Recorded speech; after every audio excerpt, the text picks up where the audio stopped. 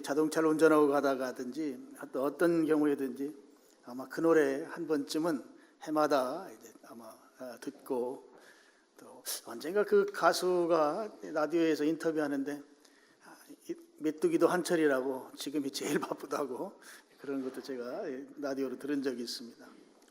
10월의 마지막 날, 우리 교회 역사 가운데도 10월의 마지막 날은 매우 의미 있는 날입니다. 지금부터 딱 500년 전 10월 31일 날입니다. 우리는 교회에서 이런 쪽으로는 제가 설교를 거의 안 했기 때문에 처음 듣는 분들도 많이 계실 것 같아요.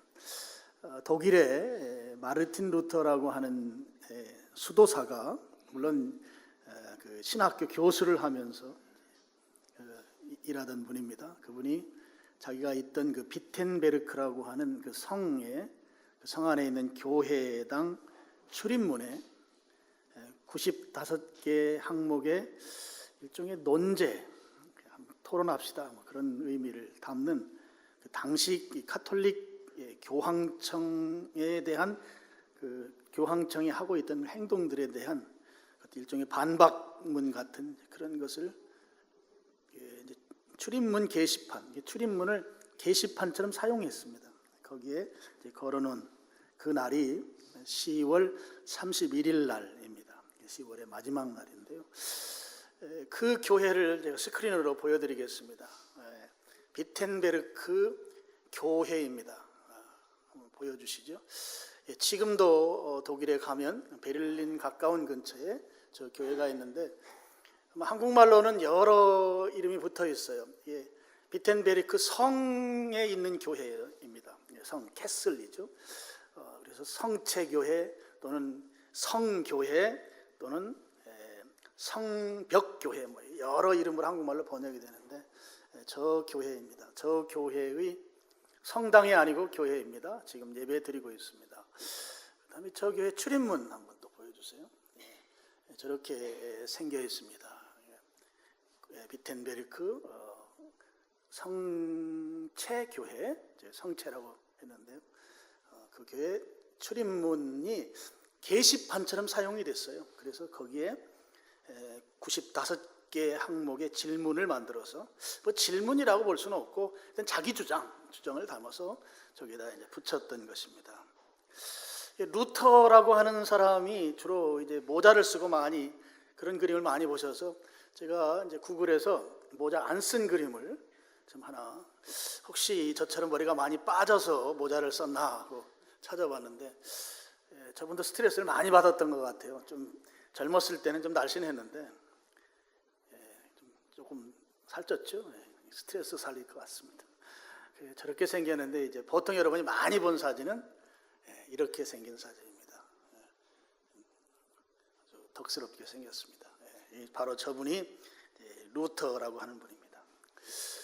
저분이 이제 신학교 교수를 했어요. 비텐베르크에서. 그렇게 하면서 이제 성경을 연구하면서, 당시 로마 교회가 너무 타락했기 때문에 자기가 볼 때 성경하고 너무 거리가 있단 말이에요. 그래서 그런 내용들을 그 비텐베르크 성체교회 그 게시판처럼 사용하는 정문에 이제 95가지 항목을 쭉 붙였습니다.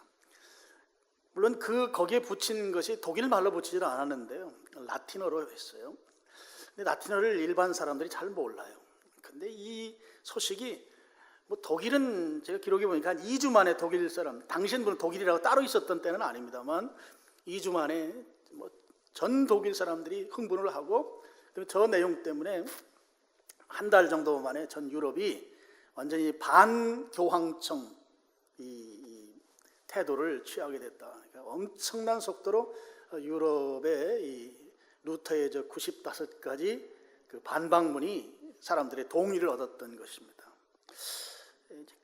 이 교회사학자들이 써놓은 글을 보면 되게 그런 말 많이 나와요. 아마 루터도 깜짝 놀랐을 거다. 자기가 그렇게 써놓고 이렇게 많은 사람들에게 호응을 얻을 줄을 자기도 몰랐을 것이다. 이제 이런 부분에서 이제 목회자들은 그렇게 해석하는 거죠. 당시 교회가 너무너무 타락해 있었기 때문에 하나님께서 그걸 두고 볼 수가 없으셨다. 그래서 루터라고 하는 하나님의 말씀을 따르려고 순종하는 한 사람을 세우셔서 당시에 그 타락한 교회를 바꿔놓기 위해서 하나님이 그 사람을 들어서 쓰셨다. 그래서 하나님이 하신 것이다. 이런 데는 아멘 하셔도 괜찮습니다. 그래서 일반적으로 본인조차도 놀랄 일이 벌어졌다 하는 것이죠. 여러분, 루터가 살았던 시대가 지금부터 1500년 전이에요. 16세기입니다. 이 루터의 저런 역할들, 물론 루터만 그렇게 한 것이 아니고 그 전에도 교회의 타락을 보다 못해서 이 교회가 바르게 돼야 된다고 했던 분들은 거의 대부분 순교당했어요. 루터 시대에 와서 어떤 분은 루터는 행운하다 이렇게 말하는 분도 계셔요. 루터 시대가 되면서 이제 교회 개혁의 어떤 물꼬가 이제 트이기 시작한 것입니다. 그랬을 때 가장 큰 변화, 지금부터 500년 전에 교회 개혁이 도대체 어떤 결과를 우리에게 갖다 주었는가, 가장 큰 변화를 저는 그렇게 생각합니다. 당시까지만 해도 사제들, 신부들, 교회 성직자들만 성경을 소유할 수 있었고, 물론 성경이 굉장히 비싼 그런 때이죠. 별로 책이 아주 귀할 때니까. 근데 성경책 기록 내용이 현지어로 되어 있지 않은 거예요. 독일 같으면 독일 말로 써 있으면 누구나 볼 수 있는데 독일말 성경은 아예 없고, 그러니까 성경이 이제 라틴 말이나 헬란 말로 되어 있단 말이죠. 라틴 말은 이탈리아 말이라고 볼 수 있죠. 그리고 헬란 말은 그리스 말이니까 당시에 그 이전부터 훨씬 문화가 발달했고 어떤 그 군사력이나 정치력이 뛰어났던 그런 국가의 언어들이 책으로 기록된 때이니까 이게 일반 사람들은 도저히 성경을 가질 수 있는 때가 아니에요. 그럼 이 교회 개혁, 저는 이제 종교 개혁이라는 말보다는 교회 개혁이라고 이렇게 표현합니다. 이 교회 개혁, 당시 지금부터 한 500년 전에 일어난 이 교회 개혁의 열매라고 하는 것은 성직자들의 손에 있던 성경을 성도들의 손으로 패스한, 옮겨간 것이 아주 가장 큰 열매, 가장 큰 결과다. 저는 그렇게 생각합니다. 성직자들에게만 들려져 있던 이 성경, 가지고 가도 언어를 모르기 때문에 읽을 수 없었던 그 성경을 루터 같은 이는 독일말로 번역을 해서 일반 성도들에게 이 성경이 손에 들려지기 시작한 것이란 말이에요. 그러니까 종교개혁 이전만 해도 성도들이 성경에 무슨 말이 쓰여 있는지를 모르니까 사제가 이게 성경에 있는 말이다, 이게 하나님 뜻이다 하면 좀 이상해도 하나님 뜻이라니까 하면서 성도들은 거기에 이제 순종할 수밖에 없는 그런 상태였던 것이죠. 이건 뭐를 말하는가 하면 당시에 이제 교황이 성경 위에 앉아 있는 그야말로 최고의 권력자이죠. 성경을 교황이 해석하는 대로 다른 사제들은 그렇게 가르쳐야 되니까 그 가톨릭 교회의 최고의 법은 성경이기보다는 교황의 이제 교시인 거죠. 교황이 어떻게 말하느냐에 따라서 그대로 하나님의 말씀으로 받아서 교훈하고 가르쳐야 됐던 때인 것이죠. 성도들 입장에서는 틀린 것도 맞는 것이고 맞는 것도 맞는 것이고 이건 아닌 것 같은데 하는데 사제가 그렇다고 하면 그렇다고 생각하는 그런 시대의 교회 개혁의 열매는 성도들도 성경을 볼 수 있게 됐다. 이게 엄청난 변화인 것이죠.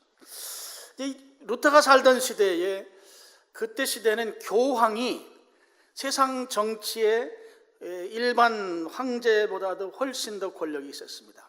황제가 이 로마 카톨릭 교황 밑에 있었다 이렇게 생각하셔도 됩니다.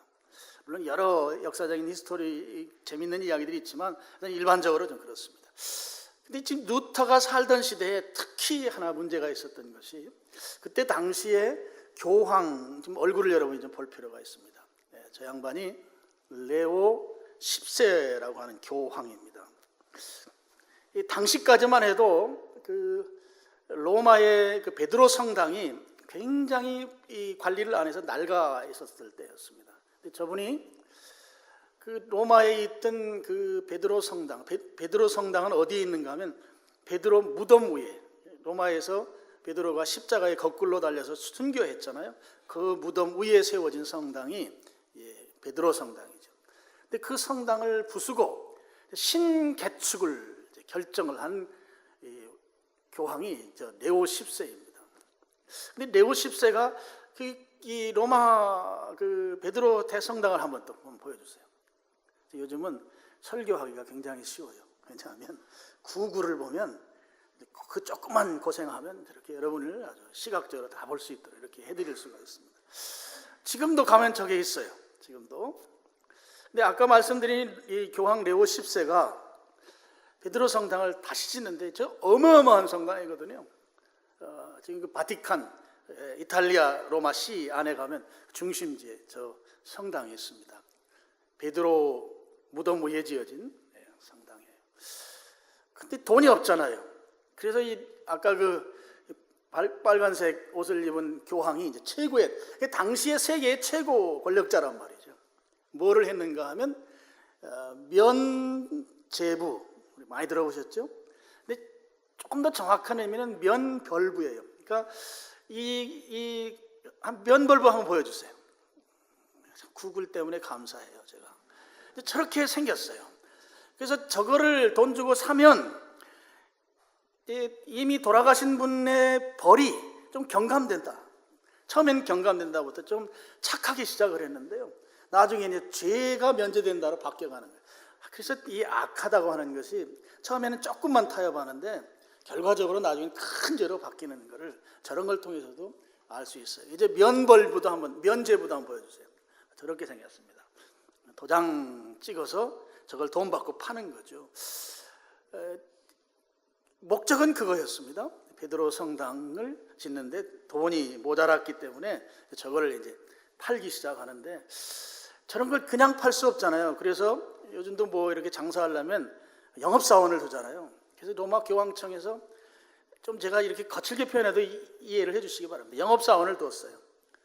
수도사들 가운데 말 좀 잘하고 조금 막 무식해 보이고 이런 사람들을 이제 영업사원으로. 그래서 이제 그 책에 나오는 걸 보면 면죄부 부흥사 이렇게 책에 써놓은 사람도 있어요. 면죄부를 팔기 위해서. 왜 면죄부를 사야 되는가? 면죄부를 사면 태첼이라고 하는 아주 면죄부 부흥사 중에 탑에 있는 사람이 있어요. 그 사람은 이 동전함에 돈을 집어넣으면 그 소리가 나는 순간에 카톨릭 교리 가운데 이런 교리가 있습니다. 연옥 교리가 있어요. 우리 교회는 그걸 인정하지 않습니다. 성경에 연옥 교리가 없기 때문이죠. 천국이 있고 지옥이 있고 중간에 연옥이 있어요. 죽으면 아주 그 악한 죄를 지으면 연옥을 거치지 않고 바로 지옥으로 가요. 근데 좀 개전의 정이 있다, 좀 기회를 한번 줘도 되겠다 하는 죄를 지은 사람은 죽으면 어디로 가는가 하면 연옥으로 가요. 연옥에 가가지고 연옥에서 열심히 좀 자기 죄를 닦는 수고를 해서 합격점을 받으면 연옥에서 죽은 상태에서 지금 하는 거예요. 천국으로 가고, 이게 도저히 불가능하다 하면 지옥으로 가고 하는 그 연옥교리가 있는데 그 연옥교리를 이용한 장사를 한 거예요. 지금 너희 조상이 지금 연옥에 가 있는데 지금 네가 이쪽에 있으면서 헌금을 하면 그 동전이 태첼 말입니다. 태첼 이 면죄부 부흥사 말이에요. 동전 떨어지는 소리가 나는 순간에 거기서 연옥에서 열심히 청소할 필요 없다. 바로 동전 소리가 크면 더 용수처럼 팡 튀어가지고 천국으로 간다. 얼마나 사람들이 거기에 막 아멘을 했겠어요. 엄청나게 헌금을 했던 거죠. 하게 됐죠. 500년 전 일입니다. 우리에게 교회 개혁의 선구자로 알려진 분들 가운데 이제 맨 앞에 서 있는 분이 루터라고 하는 분. 저분은 이제 오늘날에 독일 베를린 근처에 있었던 분이고, 그 다음에 또 스위스 쪽에서는 쯔빙글리라고 하는 분이 거의 비슷한 시기에 교회 개혁을 위해서 헌신했던 분이고, 그 다음에 프랑스 쪽에서는 깔뱅, 또 우리가 칼빈으로 부르는 분이 그곳에서 교회 개혁을 위해 앞장섰던. 그래서 이분들에 의해서 이 교회가 개혁하는데 아주 지대한 그런 역할들을 이분들이 감당했습니다. 이제 여기에서 우리가 하나 좀 생각해 봐야 될 것이 있습니다. 이제 교회들에서 잘 말하지 않는 부분입니다. 이분들이 그렇게 교회 개혁을 위해 헌신하고 그 헌신의 결과로 이 땅에 드러난 개혁된 교회의 그 모습은 어떤 모습이었는가 하면 도시, 시교회, 시티 처치, 시교회 또는 국가교회였습니다. 스테이트 처치입니다. 교회의 모습이 교회와 국가를 분리시켜 놓지 못한 교회, 분리되지 않은 교회의 모습으로 나타났다 하는 거예요. 우리 이제 신학교회 그 침례교 역사신학회 회장 하시는 교수님 말씀은 이제 저 교회 개혁이 그 미완의 교회 개혁이었다. 국가교회로 이제 그대로 완전하게 성경에 나오는 교회 원형으로 돌아가지 못한 것 때문에 그렇다 하는 이야기를 합니다. 이제 그 중에 이제 핵심되는 것 중에 하나가 이제 유아 세례를 이야기합니다. 여러분 루터에 의해서 교회 개혁이 되고 나서 루터의 루터 교회죠. 루터 교회는 유럽 그 북쪽으로 나라들이 이제 네덜란드, 또 스웨덴, 또 덴마크, 노르웨이 이런 나라들이 그 위쪽에 있습니다. 그런 나라는 다 루터 교회가 국교가 되어 있습니다.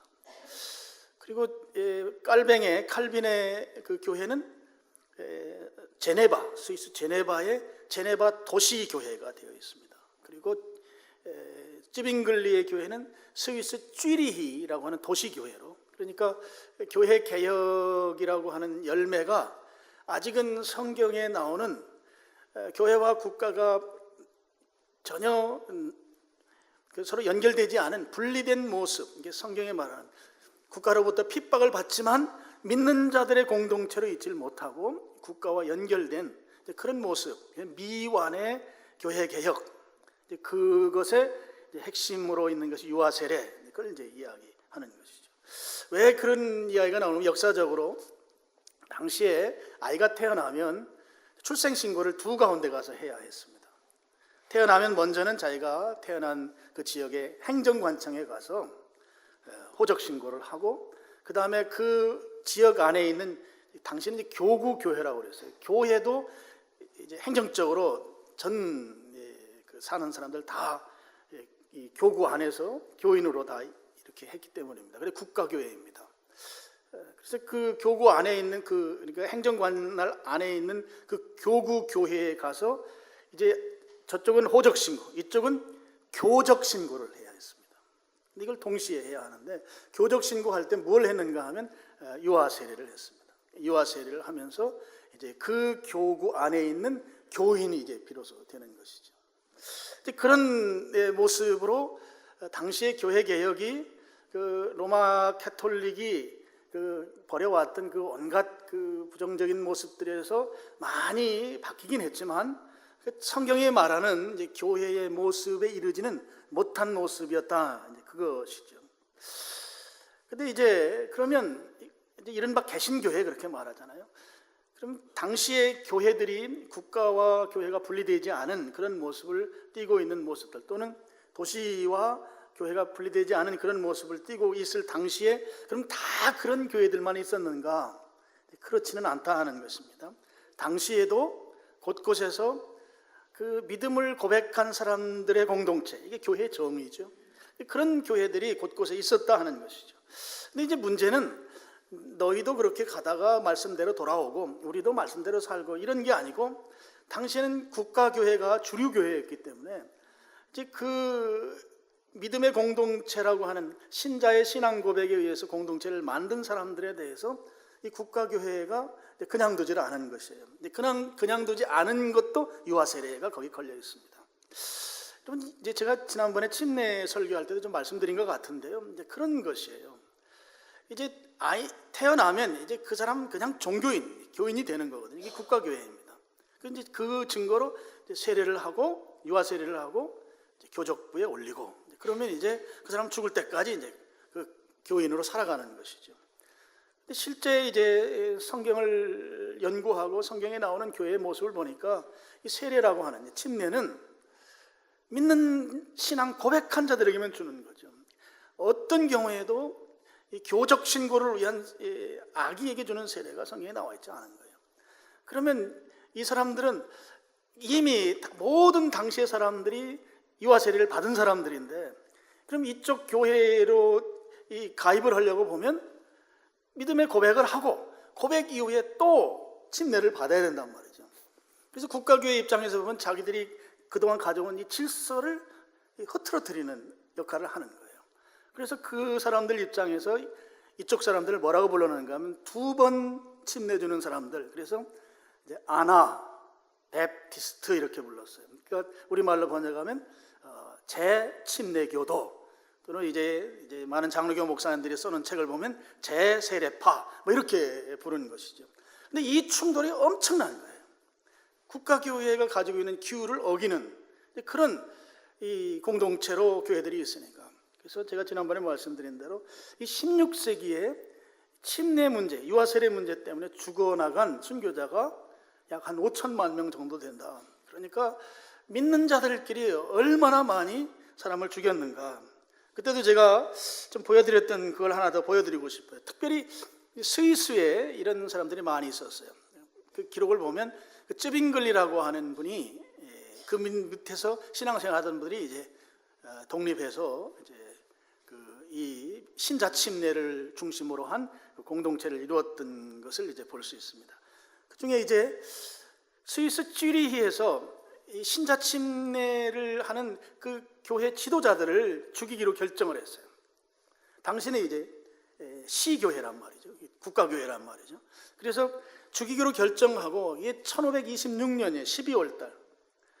그러니까 지금 교회가 공인된 것이 이제 1521년이란 말이에요. 보름수 회의를 통해서 공인이 됐는데 그 이후에 한 5년 정도 지난 후에 국가교회가 아닌 교회 간의 충돌이 너무 심할 때 그 지도자들을 죽이기로 결정을 어디서 하는가 하면 스위스 쥐리히 시의회가 죽이기로 12월 달에 결정하고 그 다음에 1월 달에 당시에 지도자 가운데 하나 있던 펠릭스 만츠라고 하는 사람을 죽이는데, 저기 아까 스크린에 잠깐 나왔다 지나간 스위스 쥐리히의 그 리마트 강이죠. 한번 보여주세요. 제가 지난번에도 보여드렸습니다. 이 강에 그냥 산채로 사람을 묶어가지고 돌 달아서 그냥 죽였던 거예요. 그러니까 시의회가 재침례교도 아나베프티스트는 이건 국가교회에 반하는 자들이니 죽이는 그 결의를 회의를 법을 만들어서 그 다음에 1월 달에 한 달도 채 안 지나서 죽였는데 저 강에 수장이 됐었고, 그 다음에 그 추모비를 뭐 2000년대에 와서 만들었어요. 아나베프티스트를 추모하는 저기 내용을 보면 그 종교개혁기 그때 16세기에 많은 아나베프티스트들이 저 강에 이제 수장되고 또 죽었다고 하는 내용을 이제 저렇게 기록해 놓고 있습니다. 제가 우리 침례교 역사신학회 부회장입니다. 단독 부회장은 아니고 제가 어저께 설교 준비하면서 주소록을 쭉 보니까 9명 중에 제가 한 사람이더라고요. 그래서 왜 교회 목회하는 사람을 부회장으로 막 강제로, 내가 안 한다고 그랬는데 강제로 세우는가 보니까 후원 좀 많이 하라고, 그 의미가 가장 큰 것 같아요. 지난 16일 날, 10월 16일 날 여의도에 우리 교단 총회 빌딩이 있어요. 거기에서 그 역사신학회 주관해서 논문 발표를 했습니다. 논문 발표의 제목이 뭔가 하면 자유교회 관점에서 본 종교개혁, 뭐 이런 이름이었어요. 자유교회라는 게 제 마음에 걸렸어요. 지금까지 그런 말을 들어본 적이 없기 때문에. 자유하면은 뭔가 좀 자유롭고 뭐 성경에서 좀 더 지나쳐서 사는 것 같아서, 그래서 이거 좀 말이 좀 마음에 안 든다. 그래서 좀 물어봤더니 그 자유교회, 프리처치입니다. 그 자유교회라는 그 개념이 국가교회와 반대되는, 대비되는 개념이라는 거예요. 그래서 당시 16세기에도 역시 마찬가지로 이 교회 개혁에 이 국가교회가 아닌 교회들의 역할이 있었다. 지금까지 한국교회 안에 이런 이야기를 한 적이 거의 없고 이런 것이 소개가 안 됐기 때문에 좀 생소한 그런 개념인데, 저도 물론 생소하게 생각을 했었습니다. 그래서 그 자유교회에 대한 부분들을 쭉 이야기를 이제 하면서 바로 그 로마가 그 이제 콘스탄틴에 의해서 이제 교회가 이제 공인됩니다. 국교가 되는 건 아니고요, 공인이 되는데, 저는 지금까지 313년을 굉장히 의미 있게 봤어요. 그동안은 엄청나게 박해를 받았거든요, 교회가. 국가로부터. 로마 제국이죠. 그래서 이 콘스탄틴의 어머니가 또 헬레나 여사가 얼마나 크리스찬이에요. 그래서 설교할 때 제가 많이 이용했는데 최근에 이제 제가 생각을 이제 조금 이제 바꾸게 됐어요. 이 콘스탄틴은 장점도 있으면서 이 엄청난 교회에 그 악영향을 끼친 동시적인 인물이다. 교회를 국가교회로 만드는 그 결정적 역할을 이 콘스탄티누스가 했다는 거죠. 그게 313년. 313년 이전 교회. 우리 예수님께서 이 땅에 사도행전 2장부터 시작해서 성령이 오셔서 세워진 그 교회는 국가와는 전혀 분리된 그런 교회였는데 313년이 되면서부터는 이제 국가와 교회가 결탁한 교회가 되고 나중에 그 엄청난 비리를 또 잘못을 하는 그런 교회 역사의 그 원조라고 할까요? 그 기원이 313년에 있다. 물론 좋은 점도 굉장히 많이 있습니다만 부정적인 부분들도 이제 제가 새롭게 좀 생각을 고쳐먹은 부분입니다. 그러니까 자유교회라고 하는 그 교회의 이 전통은 313년 이전의 교회의 모습인 거예요. 근데 그 교회가 16세기 루터, 깔뱅, 쯔빙글리가 나올 그 시점에 그 교회가 막 개혁될 때 결국 그 개혁이 그 국가교회의 모습으로 나타날 때 국가와는 무관하게 분리된 교회의 모습으로 있었던 사람들이 이제 재침례, 아나베프티스트들이었다. 그런 전통이 쭉 이어져 온다 하는 것이죠. 그래서 제가 질문을 했습니다. 그러면 이 자유교회의 전통 가운데 있는 오늘날의 교회는 어디입니까? 제가 이 얘기를 길게 하는 이유를 여러분이 짐작하셨죠? 오늘날 이 자유교회의 전통 가운데 있는 교회가 바로 침례교회입니다. 그리고 또 이런 전통 가운데 있는 교회가 우리나라에는 교세가 그렇게 크지 않습니다만 그리스도의 교회, 또 이제 미국이나 이런 데 가보면 서양에 가면 그 메노나이트 교회가 있어요. 메노나이트라고 하는 그 교회는 메노라고 하는 사람 이름인데요. 이 사람이 아나베프티스트의 후예입니다. 그분의 그 신앙적 그것을 따라서 교회를 이루어가고, 여러분 혹시 미국 동부 쪽에 여행 갈 일이 있으면 아미시 마을이라고 있습니다. 저는 얼떨결에 그런 의미도 잘 모르고 한번 구경 갔다 온 적이 있는데요. 거긴 아주 옛날 복장을 하고 공동체 생활을 해요. 그 아미시 마을이. 그 아미시 마을 같은 것이 바로 이 자유교회 전통을 지금 가지고 있는 교회들이다 이제 하는 것이죠. 여러분, 지금 제가 물론 자유교회와 국가교회를 이야기하지만 지금 현재도 그러냐? 그렇지는 않죠. 지금 뭐 교회들이 결탁을 해서 뭐 하는 건 아니니까 이제 그런 측면은 아닙니다만 16세기 그 교회 개혁 시대에 그런 모습들로 개혁교회가 나타났지만 완성되지 못한 교회의 모습이었다 하는 거죠. 그리고 지금 루터를 제가 쭉 설명했고 영화도 봤습니다만 저런 인물들을 우리 결코 과소평가할 수가 없습니다. 교회가 잘못되는 것에 대해서 그냥 묻어두고 그냥 흘러간 것이 아니라 거기에 성경 말씀에 비추어서 그 말씀을 따라서 자기가 순교를 각오하고 그 로마 교황, 또 아까 그 보름스 청문회에서는 그 당시 황제 앞에서 자기 목숨 내놓고 그들의 그 회유에 동의하지 않았던 모습을, 그걸 우리가 과소평가할 수 없고 그런 그들의 헌신과 죽음을 감수한 말씀 앞에서 바로 살고자 했던 그것에 의해서 오늘 우리들이 신앙생활을 이렇게 할 수 있는 것이다 하는 측면에서 우리는 그분들의 그 성경을 사랑하고 말씀대로 살려고 했던 그런 부분들은 우리가 교훈으로 또 따라가야 될 그런 중요한 부분들인 것이죠. 이제 오늘이 아니고 올해 특별히 10월 마지막 주가 아마 다른 교단은 다 종교개혁 기념주일로 다 지킬 거예요. 근데 우리 침례교회는 그렇게 하지 않습니다만 어쨌든 500이라는 숫자가 이게 간단한 숫자가 아니죠. 그래서 저희가 지금 이 말씀을 특별히 나누면서 루터가 95개조의 그 의제를 그 교회당 그 출입문에 이렇게 붙인 그 내용을 쭉 읽어보면 거기에 성경 구절이 5개가 나와요. 5개가 나오는데 맨 먼저 나오는 성경 구절, 그 구절이 오늘 본문인 거예요. 여기에 이제 마태복음 4장 17절 내용인데요. 17절의 이제 핵심이 회개하라는 것이죠. 예수님께서 이 땅에 오신 목적이 회개다. 그러니까 당시에 루터가 당시 로마 교황 또 교회의 그 타락한 모습 가운데 교회 지도자들에게 가장 먼저 하고 싶었던 말이 무엇인가 하면 회개하라는 것입니다. 이 성경 말씀에서 너무 멀리 떨어져 나온 그들의 행태를 그냥 그대로 가서는 안 된다고 하는 차원에서 예수님이 이 땅에 오신 목적이 뭐냐? 회개하라. 그러면서 그 1조에 보면 이런 말이 나와요. 95개 조 중에 1조에 보면 회개는 삶 전체가 회개해야 된다.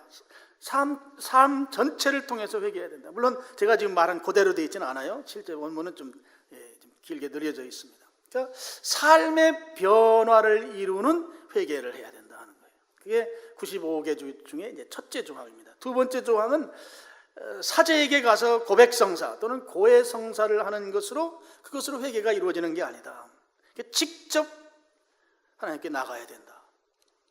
당시로서는 상상할 수 없는 일이죠. 그러니까 사제가, 신부가 내 죄 용서함 받는데 관여할 수 없다.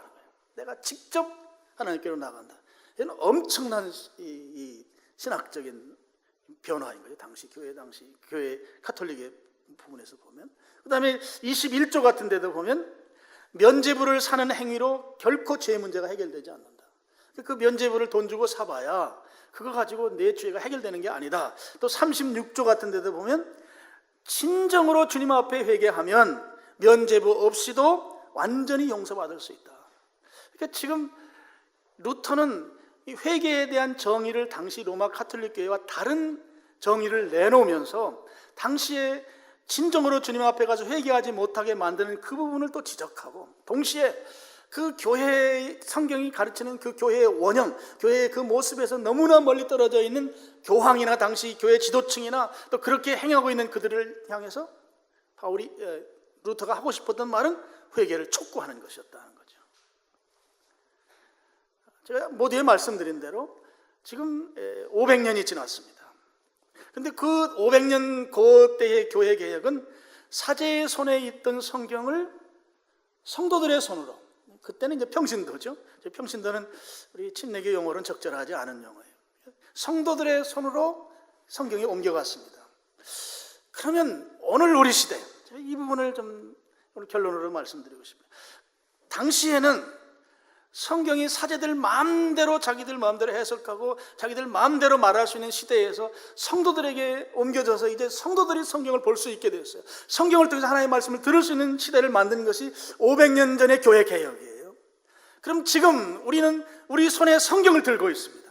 그럼 오늘 우리 시대에 어떻게 살아야 될 것인가 하는 것이에요. 내가 지금 손에, 여러분 다 집에 한두 권 이상 성경이 있어요. 하나님의 말씀을 내가 언제든지 내 의지만 있으면 볼 수 있는 시대를 우리가 살고 있습니다. 성경이 지금 내 손에 옮겨왔습니다. 그럼 오늘 우리 시대에 우리는 어떻게 살아야 될 것인가? 저는 믿기에 성경에서 가르치는 대로 내 손에 왔으니 거기 하나님의 말씀을 내가 깨달을 수 있는 그런 기회가 주어졌으니 이제는 주어진 그 성경을 통해서 하나님의 뜻대로, 하나님의 가르침대로, 성경이 교훈하는 바대로 실제 내 삶의 생활로 바꿔내는 것, 이것이 오늘 우리 시대에 500년이 지난 교회 개혁의 그 이후에 오늘 우리 시대에 살아야 될 성도의 삶이다 하는 것이죠. 500년 전에는 신부가, 사제가, 교황이 자기 마음대로 성경을 해석해서 결국 교회가 타락했어요. 그랬을 때 루터가 성경을 보니 그게 아니란 말이죠. 그래서 회개를 촉구했습니다. 지금 우리 시대는 우리는 성경을 알아요. 이미 우리나라만큼 성경에 대해서 지식이 많은 나라도 아마 드물 줄로 저는 알아요. 왜냐하면 우리나라 목사님들이 설교를 정말 많이 해요. 여러분 지금 어디 가서 설교 듣는 거, 설교를 들을 수 없는 환경은 저는 하나도 없다고 생각해요. 틀면 나오고, 여러분 뭐 텔레비전도 기독교 텔레비전이 5개인가 6개인가 돼요. 그리고 여러분 교회 사이트를 들어가면 그 교회 담임 목사님 설교가 항상 볼 수 있어요. 그리고 성경책도 뭐 저는 한 20-30권 되는 것 같아요. 성경책도 여러분 집에 한두 권입니까? 그러니까 지금 우리 시대엔 성경을 모르진 않아요. 그리고 날이 갈수록 여러분 이렇게 예배에 참석하면 설교를 경청하잖아요. 그러니까 지식은 들어가는 거예요. 지식은. 근데 그 아는 만큼 우리가 살아내는가 하는 게, 여기에 이제 우리의 큰 퀘스천이 있는 거예요. 내가 알긴 아는데, 저도 마찬가지죠. 저도 뭐 어제 묵상했던 말씀, 오늘 새롭게 주님이 주신 은혜가 있단 말이에요. 깨달음이 있고 나에게 하나님께서 촉구하는 주님의 그 음성이 있어요. 근데 알기는 알고 또 날이 갈수록 더 많이 아는데 더 많이 아는 만큼 내가 삶으로 그것을 실천하느냐, 여기에 가면 답답하다는 말이에요. 저도 마찬가지예요. 그래서 그런 말을 500년 전에는 알지 못해서 망했다면 오늘 우리 시대에는 살지 못해서 망한다. 500년 전에는 알지 못해서 망했다면 오늘 우리 시대는 살지 못해서 망한다. 그러고 보니까 굉장히 명언이에요. 우리는 많이 아는데 삶으로 입증해내지 못하는 거예요. 살질 못해요. 로마서 12장 1, 2절 말씀을 좀 마지막으로 보고 마치겠습니다. 우리 같이 한번 읽어보겠습니다. 그러므로 형제들아, 너희를 권하노니 너희 몸을 하나님이 기뻐하시는 거룩한 산 제물로 드리라. 이는 너희가 드릴 영적 예배니. 지금 영적이라는 부분이 이제 다른 말로 합당한 예배니라. 이게 삶의 예배를 말하죠. 삶의 예배. 예배가 이렇게 우리처럼 리추얼 워십이 있고 삶으로 라이프 워십이 있는 거예요. 삶으로 드리는 예배. 근데 저기 보면 제물로 드리라고 그랬어요. 제물은 내가 스스로 어떻게 할 수가 없는 존재가 되는 거예요. 완전히 내가 죽어야만 가능한 것이죠. 2절 보시죠. 2절 시작. 너희는 이 세대를 본받지 오직 마음을 새롭게 함으로 변화를 받아 하나님의 선하시고 기뻐하시고 온전한 뜻이 무엇인지 분별하도록 하라. 하나님의 뜻을 분별해서 뭐 할 건데? 하나님의 뜻대로 살아가는 메시지예요. 그래서 로마서 12장 2절 이후의 내용들은 그 삶의 구체적인 항목들을 제시하고 있어요. 우리 어떻게 살아야 될지에 대한 말씀들인 거죠. 우리가 우리 시대에 우리 삶으로 예배드리기를 원하고 그 삶으로 예배드리려면 하나님의 뜻을 분별할 수 있어야 돼요. 그 분별한 대로 살아라 이것입니다. 그것이 예배이다 하는 것이죠. 오늘 아마 대한민국의 모든 교회가 종교개혁과 관련된 이야기들을 안 하는 게 거의 없을 거예요. 저희도 500년이기 때문에 너무 의미가 있어서 말씀을 드리면서 500년 전에는 성도들이 자기들이 말씀을 직접 알지 못하고 사제들을 통해서 듣다 보니까 사제들이 잘못된 사람들에 의한 잘못된 가르침, 그래서 교회가 타락하는데 동조할 수밖에 없었던 그 시대. 오늘 우리 시대는 당시에 루터 같은 사람은 어쨌든 사제의 손에 있던 성경을 성도의 손으로 옮겨놨단 말이에요. 그러니까 우리가 지금 이미 성경을 가지고 있어요. 하나님의 말씀 가지고 있는 우리는 그럼 오늘 우리 시대는 어떻게 해야 될 것인가? 살아야 된다 하는 것입니다. 살아야 된다. 알면서 안 사는 이 시대. 그래서 로마서 12장 2절은 이 세대를 본받지 말라는 거예요. 점점 갈수록 여러분 교회가 그 국민의 퍼센테이지가 높아지면 높아질수록 신앙은 하향 평준화돼요. 이게 전 세계 교회 역사의 공통점이에요. 교회의 인구수가 많아지면 많아질수록 신앙적으로는 하향 평준화. 그래서 거기서 조금 잘하면 대단히 잘하는 걸로 착각 오해하는 거예요. 오늘 우리 시대가 어쩌면 그런지 모르겠어요. 오늘 교회개혁 500주년을 지내면서 오늘 우리는 손에 성경을 들고 있습니다. 하나님의 말씀을 압니다. 이제 살아야 된다 하는 거죠.